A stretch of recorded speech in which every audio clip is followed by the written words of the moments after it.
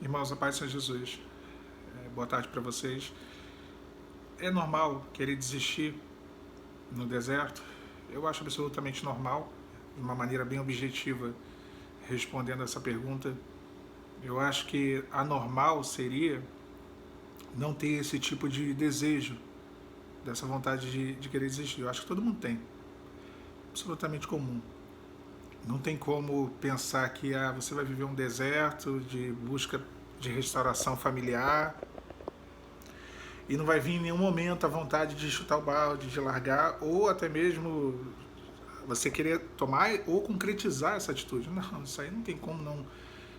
Na minha cabeça, na minha forma de ler o deserto, eu não vejo seja, que seja algo impossível esse pensamento, pelo contrário, eu acho muito comum. E o principal, irmãos, eu quero que vocês me entendam da forma que eu vou falar, porque eu acho que às vezes eu fico com medo de ser mal compreendido. As pessoas confundirem as coisas e, enfim. Eu acho que as pessoas gostam muito de falar e às vezes querem argumentar as suas fraquezas. E mais recentemente até eu ouvi alguns comentários tipo, o Alan faz também. O Alan, aconteceu com o Alan também. Como se eu fosse o exemplo. O exemplo nosso é Cristo, nosso exemplo é o Senhor. Eu estou aqui, é claro, pela graça de Deus como irmão para poder falar da palavra de Deus para vocês, mas temos que ter na palavra de Deus o nosso espelho. O deserto, a restauração, essa busca, essa jornada, talvez é uma dos momentos de dificuldade, um dos piores tipos de situações de adversidade que uma pessoa pode viver na vida. Porque quando morre alguém, você enterra e tá lá, acabou. Né? A gente sabe que acabou, não tem para onde correr. São águas passadas, né? A pessoa não vai voltar mais. Mas essa dor não, é uma dor que a pessoa morre, mas está viva, vamos dizer assim, né? Só morre, mas você vê a pessoa, você fala com a pessoa. E parece que aquela história que teve, enfim, nem existiu. Então é uma dor muito grande, uma dor, a destruição de uma família é uma dor quase que insuportável. Se não fosse o Senhor, como diz o salmista, se não for ao Senhor por nós, há muito que já teríamos perecido. Mas eu não estou aqui para julgar a fraqueza de ninguém também, porque eu compartilho da mesma fraqueza. A gente não pode ter um parecer, qual seria a palavra correta? Uma visão tanto quanto transcendente, né, de alguém que não sofre de tristeza, que não sofre de medo, de angústias, que não tem conflitos, que não tem o desejo de seguir a vida e esquecer tudo que passou, né, e seguir de repente com uma outra pessoa. Eu não posso dar aqui esse discurso, porque primeiro que é um discurso mentiroso, porque eu não sou essa pessoa. Essa pessoa que, esse santo, quase um querubim, um anjo, que não tem pensamentos humanos, não tem fraquezas humanas. Não, a primeira coisa começa por aí. Outra, que eu não vejo esse caráter em Deus. De alguém que vai olhar para você, vai ouvir você falando assim, eu estou pensando em desistir, Senhor, eu quero desistir, eu não estou aguentando mais. Ele vai falar, você é uma fraca. Você é um fraco. Não, você não tem... Não quero você como servo, não. Como serva, não. Eu realmente eu não vejo esse caráter divino. Eu acho que quando o Senhor Jesus ele diz, vinde a mim todos vós que estáis cansados e sobrecarregados, e eu vos aliviarei. Tomai sobre vós o meu jugo e aprendei de mim, que o meu jugo é suave e o meu fardo é leve. Né? Então ele dá um exemplo de que com ele não vai ter esse julgamento, não. Ele não vai ter esse... É claro que o julgo aqui não é julgo de julgar, mas julgo, que é um objeto onde se carregava uma carga sobre ele. Mas o Senhor Jesus ele não vai ter esse parecer em relação a você, em relação a mim. Então, irmãos, olha só. Cansaço vem mesmo. Vontade de desistir. Quem nunca teve, né? Que atire a primeira pedra. São conflitos normais. Esse é um dos gigantes que nós temos que vencer no deserto. Talvez seja o maior gigante do deserto, seja isso aqui, nossa mente e o nosso coração. Somos nós mesmos. Os maiores inimigos de Davi foram seus filhos. Os filisteus eram figurinha repetida, né? Tava sempre lutando ali com Davi, mas ele vencia os filisteus com uma certa facilidade. Mas os maiores inimigos que ele teve foram seus filhos, Adonias e Absalão. Quase que ele morreu com a revolta de Absalão.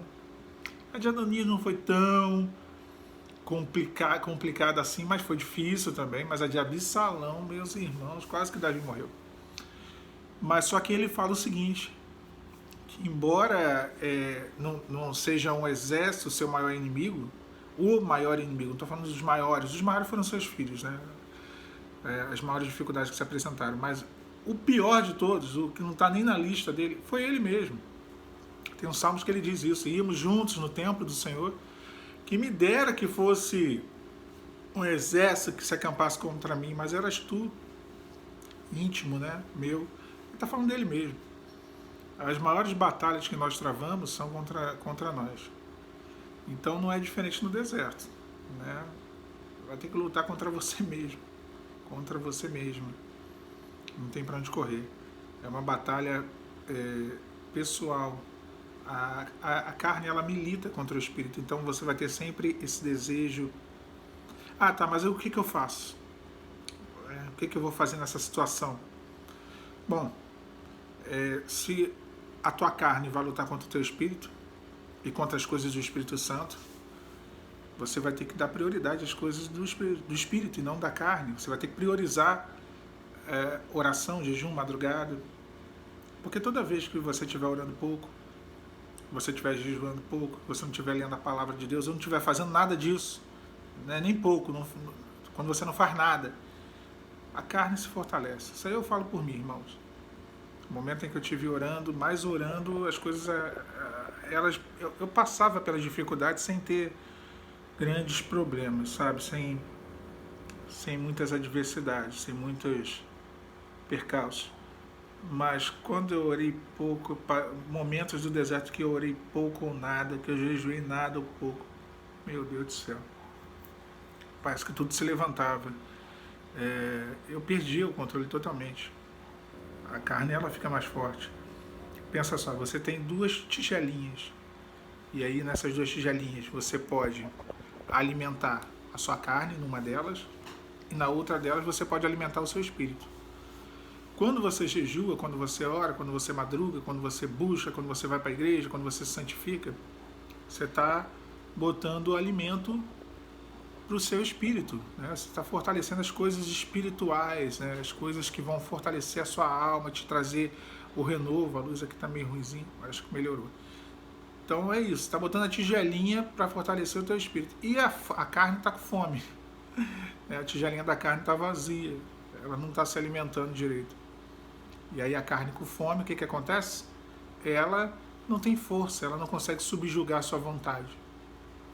Agora, quando você faz o contrário, quando você deixa o espírito com fome e bota a tigelinha para a carne, né, com as coisas carnais, aí não tem jeito. Aí complica mesmo, não tem para onde fugir, porque o que vai acontecer é que a sua carne, ela vai dominar você.